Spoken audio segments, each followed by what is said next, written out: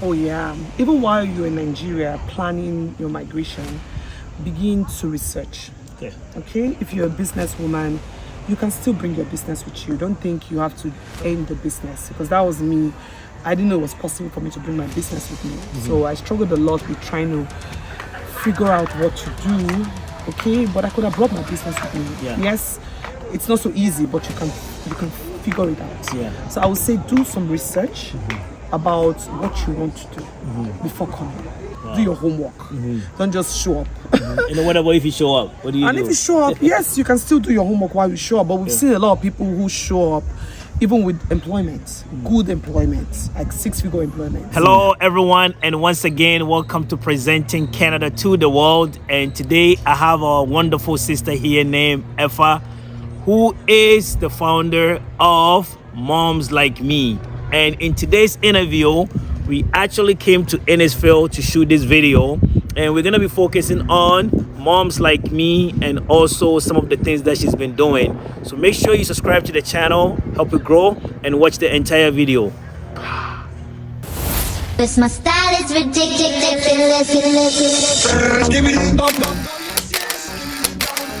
Hello, Effie, how are you doing? I'm good. I'm good. Nice to meet you again. Yes. You ready for this interview? Oh, I guess so. Yeah. Ready. So keep them coming. Yeah. So I know you moved to Canada some quite a time ago. Yes. And you originally from where? From Nigeria. Yes. Which state? Delta State. Delta State. Yes, but I lived in Benin City. Benin City, okay. All my life. Okay. Yeah, my parents were married and living in Benin. So yeah. So you put yourself a little bit. Yes, of course. Lived in Benin all my life. Yeah. Wow. And how was life though, living in Nigeria and growing up in Nigeria? Oh, it was beautiful. I tell you, Nigeria was, then we were thinking Nigeria was difficult, right? Okay. Compared to what it is right now. I think it was heaven back then. Okay. Why do you say that? It was great because things were pretty much more easier than it is today, right? Yeah, because growing up in a family of 7, I was the 5th child, and just before getting into university, I could run a business. Oh, wow. Right, yeah. Impressive. You can't do that right now. Like, you can't just, do that right now. And the money I used in starting that business then was from the money my dad gave us for school. Oh, wow. That's to tell you the naira was good, right? It was just a 40,000. You know, one of those money that your dad gives you. Yes. And you're like, you know what, I'm going to use this money for something.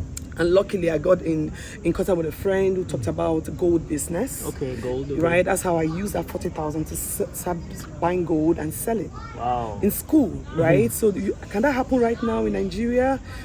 I don't know. Unless maybe you're in the government. You know, my dad, doesn't work for the government. He's a businessman. He used to work in Guinness then, and then we started going to school. Contracts and stuff like that. But we're 5 of us in school then, and I could have 40,000 for that business. I don't think that will happen. That can happen today so easily, right? So that's how you started in Nigeria. In Nigeria, and when did you actually move to Canada? So I say 2009ish, if I'm not mistaken. 2009 and 10 thereabout was when I moved.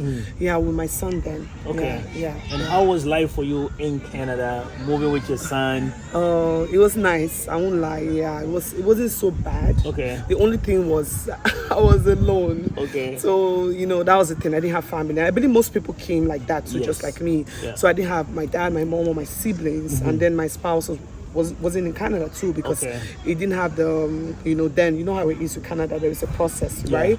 So we were not there yet.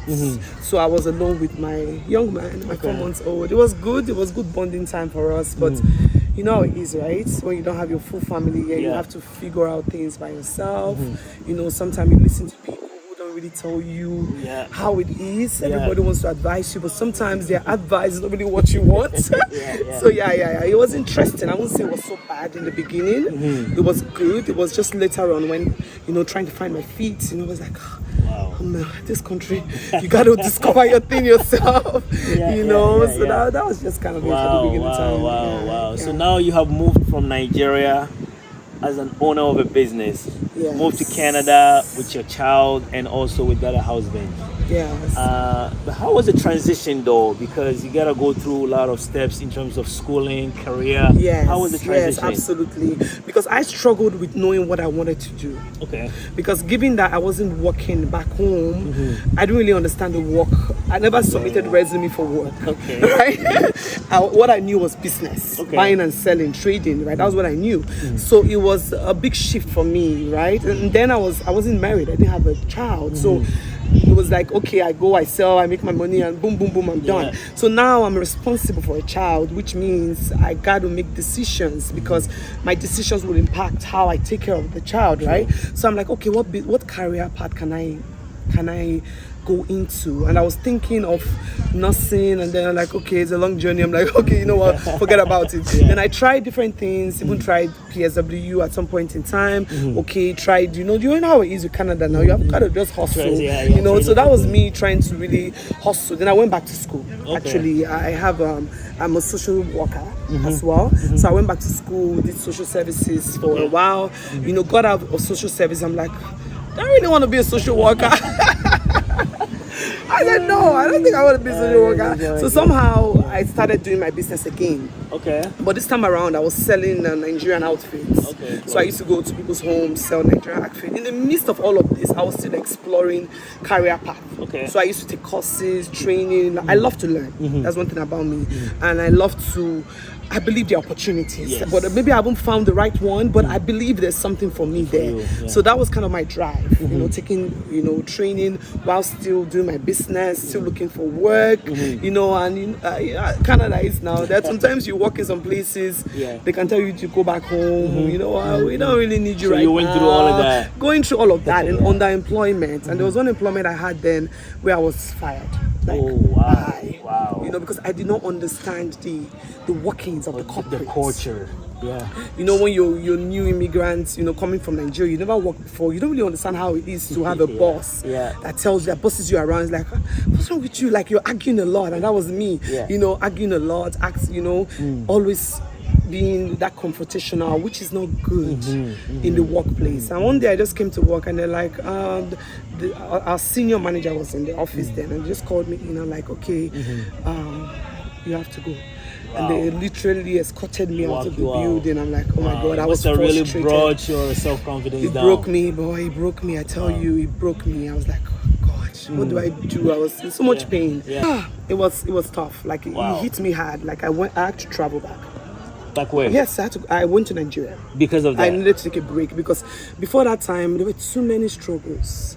I wanted to conceive of my second child. There were too many things. You know, you have a long list, you're praying, you don't even know where to start from. You pray, you know, it was just a lot. So I was like, you know what, this was just too much for me. I'm like, you know, let me go home and refresh. So I went back home and I decided to pick up my business again. So trying to learn, number one, how to make up, because now I make up the heart, but then I used to make up the face. Like I used to, you know, build mothers up when they go, women rather generally when they go for parties and stuff. So I went back home, I learned makeup, I went to makeup school, then I, you know, made some clothes to bring back to Canada. So I wanted to kick off my business again because I was like, you know what, I think the corporate world is not for me. You know, I don't think I have that patience, right? So I went back home. So then I went back home, stayed a while, and then I came back. Okay. You know, started selling my stuff again. I'm like, okay, you know what, I'm going fully business now. So you were not employed? I wasn't looking for work. I wasn't working for anybody. Fully business. And you know, as God does His things, when you give up, is then God tells you, baby girl, I got you, right? And then one of those days, I went to sell. Okay. In a house, a friend of mine.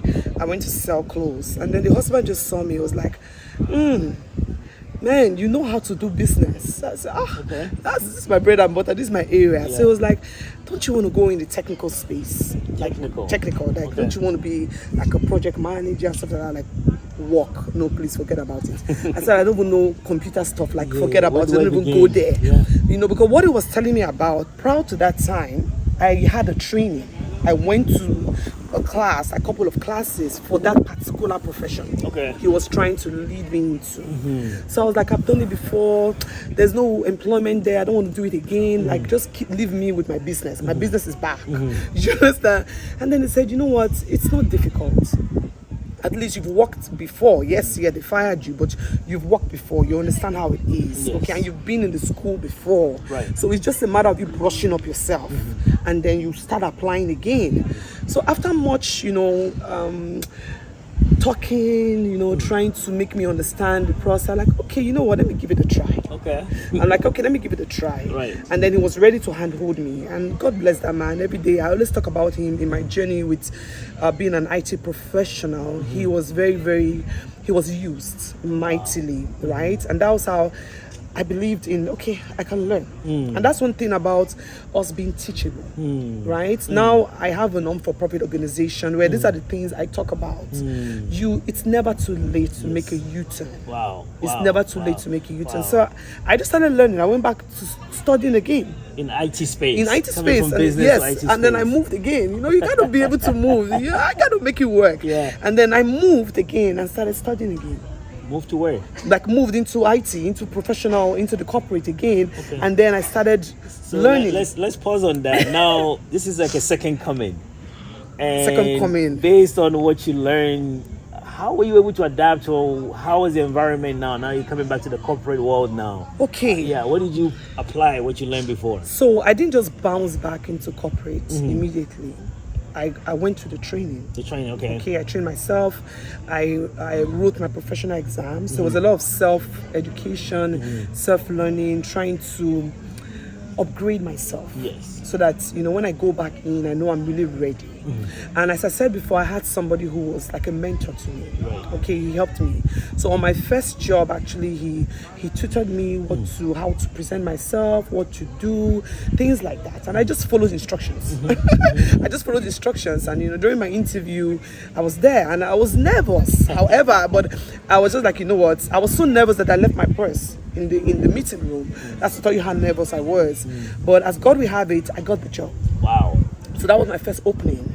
So it was like, wow, I couldn't believe it. So that was like a comeback. Yeah. So I treasured that role.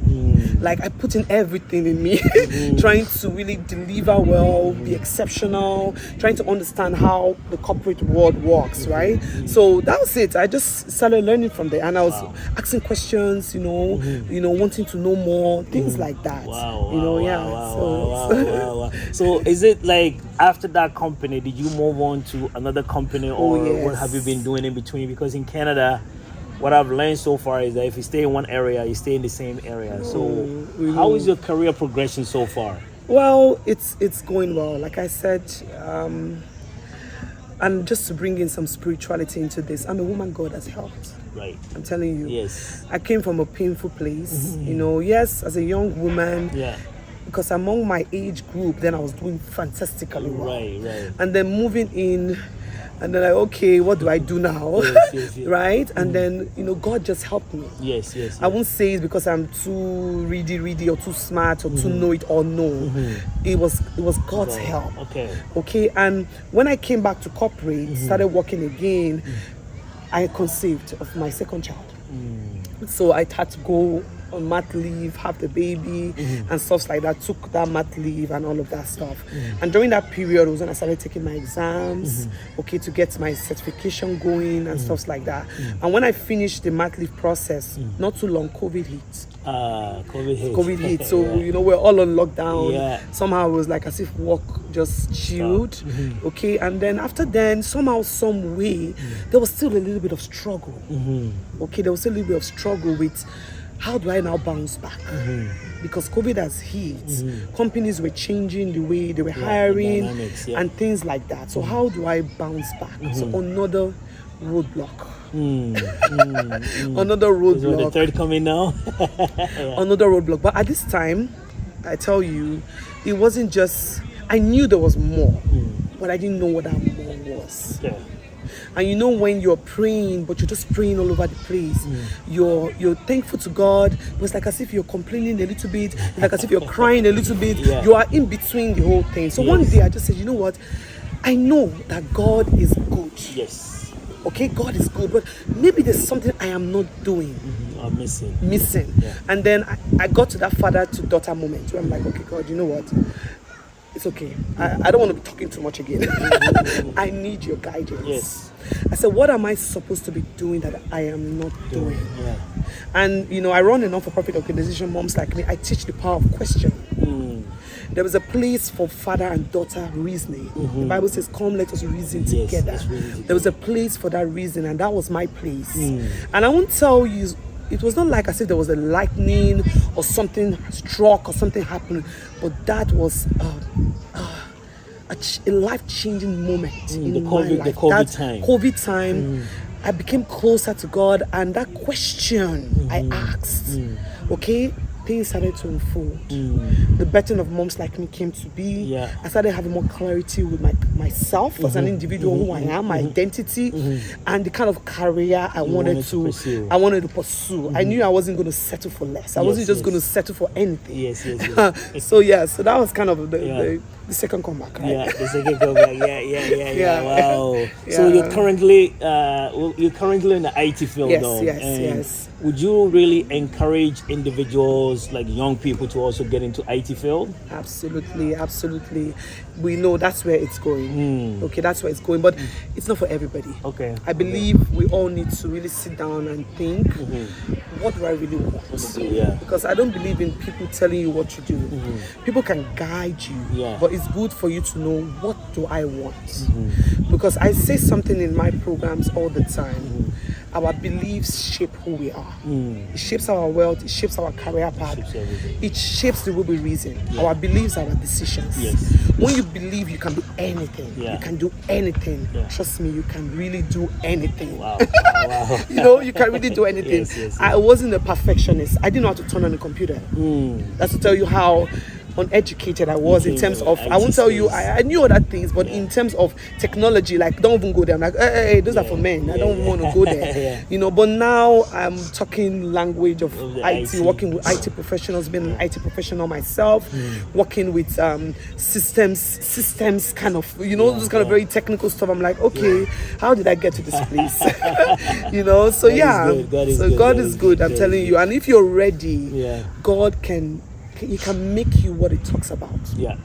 He will position people in your path to come along that will help you, that will cover up the things you don't know. Wow. Because I've seen a lot of people like that. Miracles actually does happen. Whereby they know I'm fidgeting and somebody just comes in and everything I'm trying to do that I couldn't do, they just tell you everything. I'm like, okay, I know that this is a mighty hand. This is not me. You know, so yes, it's doable. However, you need to make up your mind. You want to do it. And know that I can do it. And I encourage young folks, because they have time to do it. And even people, it's never too late. So what would you like really advise young people in terms of the IT space if they want to come into it? Be ready to learn. Be ready to learn. Okay. Be somebody who loves to learn. Okay. Like they say, knowledge is power, but only when applied. So as you're taking in the knowledge, be ready to apply it. Okay. You know, desire opportunities, prepare for opportunities, because the opportunities are out there. But we need to prepare so we can be ready. Because I always say something. God creates the opportunities, but we prepare for the opportunities. I would say to them, just be in that space of preparation. Be teachable, be ready to learn from anybody, you know, self-educate yourself. There's so many things that come into the corporate world. Yes, you know what you know, but you should be able to communicate what you know. And the way you can communicate what you know is when you are vast in knowledge. You can lift people up, you can bring in this joy into the space, okay? Because everybody knows stuff in the corporate, but when you're speaking from an enlightened place, it's so different. True. And when you speak to your people leaders, it's like, oh my God, you sound so encouraging. Like, and those are the things that causes you to advance. So one thing is for you to know it. Another thing is communicate what you know. And I'll digress a little bit. This is not even a young person now. This a woman of my age, right? She's into cybersecurity, knowledgeable, very good with her stuff. But she said something. She's a quiet type. She knows it, right? But you know, when they're having those chats in the meetings, it's like, okay, it's for them. You know, and there was a time there was an opportunity for full-time position. And there was this guy in the calls who is always very talky. He doesn't really know much, but very talky. Very vocal. And then she applied. She has the knowledge. but he had the people relationship. So I would say to young folks, be a people person. It goes beyond what you know now. It's how you relate with people, how you socialize, how you share your values, how you communicate, how you articulate. It's so important. And for her, she knew all of those stuff, but she wasn't just comfortable. And then when they were choosing, it's like they kind of picked that person just for that singular reason. Yes, she moved into other opportunities because she's intelligent, she's smart. However, it's a lesson learned for her. Like moving forward now, she's saying to herself, she's going to be talking a lot now, because it's not just about I know stuff and I can do the job, but how do you communicate what you know? Can you be likable? Okay, can you demonstrate what you know? So that's what I would say to the young people coming up. Demonstrate what you know. Now, knowing your business DNA and your love for Nigeria, what is the future forward? Do you see yourself either moving back to Nigeria or establishing some sort of a business there? For me, my non-for-profit is my passion. Okay. I would love Momslikeme to go to Nigeria. Yeah, because I know we moms, especially Nigerian moms, we're very strong. Okay? And I want us to be able to direct that energy the right way. Right. Okay, so that we can be more empowered to walk in those big shoes and do those great things that we truly want to do. Because when a mother is empowered, it doesn't just end with her. It touches everybody. So you're not just bringing your career, but actually a non-profit organization. Yes, I want to take it. I want to take it there. Wow. Because the non-for-profit has my career need too. I teach, career advancement. I teach tips for career advancement. How, yes, now you have the job. How do you secure the job? How do you show executive presence? How do you show up like the boss? You know what I mean? Yes, you got to just be the boss, because you are the boss. You got to show up as the boss and be teachable. Be somebody who, yes, you have a boss, but you can bring solutions to your boss, whereby you're the go-to. So the non-for-profit has that. So I leverage that exposure and I bring it into the non-for-profit as well. So that's something that you like to take back to Nigeria. That's something I like to take back to Nigeria, because I want us to direct our energy the right way. I think the energy is not being directed the right way, and I don't want to be too much about it, but we can do more. Excellent. So what would be your last advice for the audience in terms of career path, people that would like to migrate from Nigeria, and even when they come to Canada, what would be your advice for the audience? Oh yeah, even while you're in Nigeria planning your migration, begin to research. Okay, if you're a businesswoman, you can still bring your business with you. Don't think you have to end the business, because that was me.